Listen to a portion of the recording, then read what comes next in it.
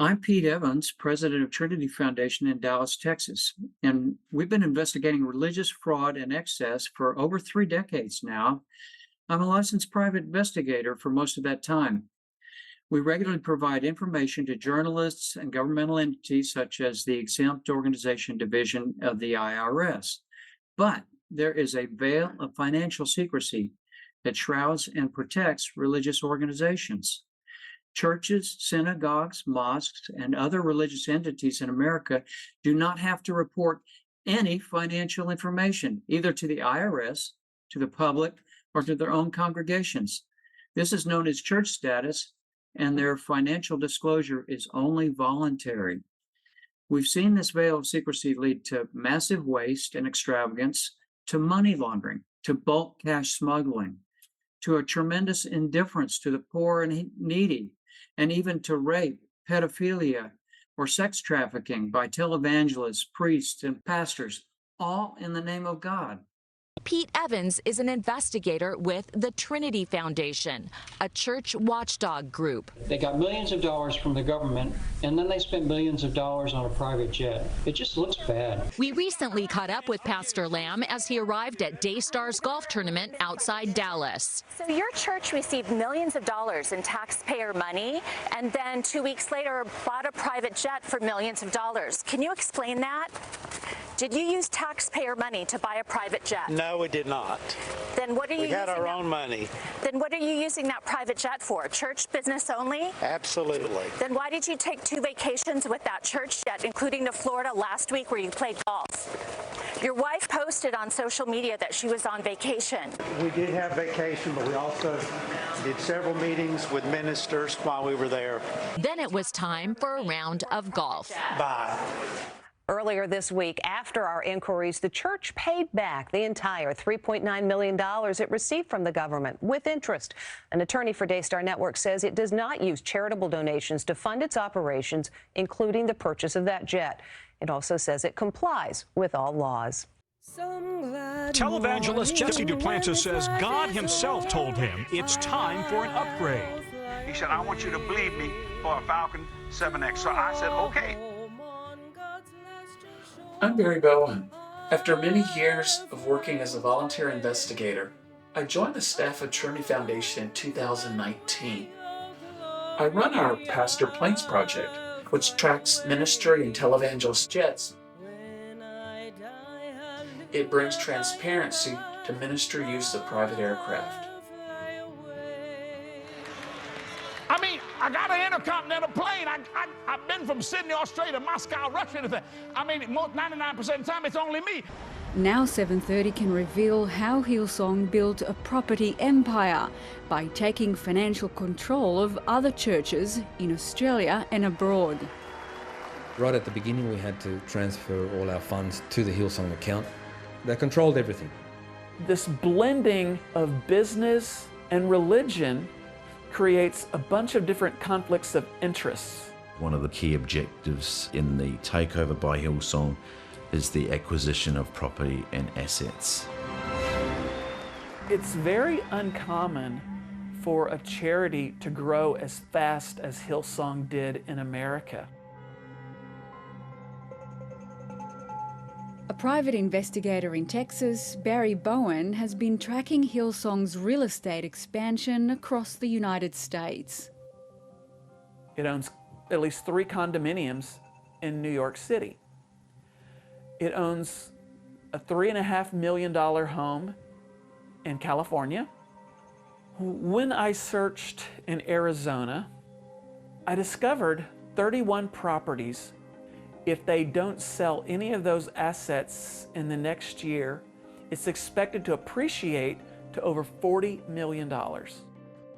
In Australia, it's been harder to track Hillsong's total assets, and that's because Hillsong keeps its Australian assets separate from church activities, using a web of interlinked charities and trusts. This is something that the average person would never find. They would never look for these assets. They would never look for these companies. From his Louisiana headquarters, Duplantis is among a group of televangelists who preach that their wealth is God's will. Fellow televangelist Kenneth Copeland recently bought a $36 million Gulfstream 5 jet. Praise God. Isn't that good? In general, I hope that there's accountability and transparency, because there's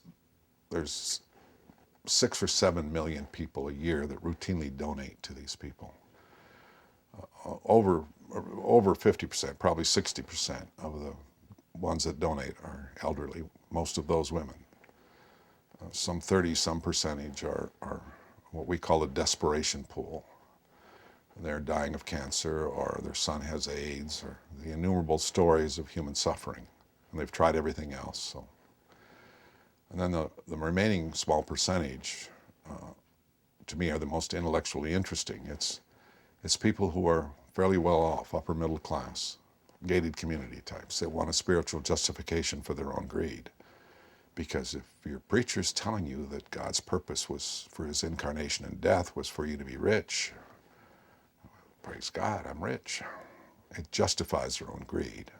Copeland actually has 2 private jets, a $20 million Citation 10 and a Gulfstream 5 jet that he recently bought from movie director Tyler Perry. He's flown his jets to his vacation ski resort in Steamboat Springs, Colorado, at least 143 times since 2000. How much money did you pay for Tyler Perry's Gulfstream jet, for example? Well, for example, that's really none of your business, but... Isn't it the business of your donors? Listen, he made that airplane so cheap for me, I couldn't help but buy it.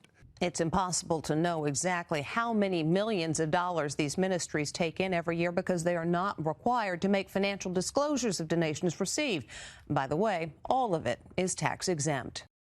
We need a multi-pronged approach to address the growing decline of financial transparency and the increase of dark money in religious institutions. Number 1, we need to increase financial transparency. Number 2, we need to amend laws to provide greater access to financial data. And number 3, we need to educate the public regarding donor responsibility. Churches and ministries must be required to file a Form 990, which discloses total revenue, total expenses, and the compensation of executives. Congress should amend both the 1974 Privacy Act and the Bank Secrecy Act to allow for the release of information in the public interest. We hope there will be some reform, because every taxpayer in America has paid for Kenneth Copeland's $20 million Citation 10 jet for his 18,000 square foot house. Every taxpayer in America paid for Randy and Paula White's plastic surgery, for her $3.5 million mansion in New York, for a $2.1 million mansion in Florida, and for a $700,000 condo in San Antonio. I mean, every taxpayer in America is paying for Benny Hinn's $12 million parsonage, on and on and on. So it's really a national issue, because they're using donor funds for whom the donors get tax credit. That makes every one of us paying for their excessive lifestyle. One more thing. Nonprofit organizations should not be allowed to create confidential shell companies, limited liability companies, and shadow companies. For example, both for-profit and not-for-profit corporations should be required to submit to increased scrutiny by the public. These are not private persons. They are man-made entities. There's no transparency. The system is broken down. It's not working. If you're a victim of televangelism, or if you have direct knowledge of religious fraud or excess, please email trinity@trinityfi.org. Thanks for watching this educational podcast. And if you'd like to find out more about the work of Trinity Foundation, check out our website at trinityfi.org, our Facebook page, or our YouTube channel. And we are strictly not-for-profit. If you think these investigations should continue to hold preachers accountable, please consider donating to Trinity Foundation. Adios.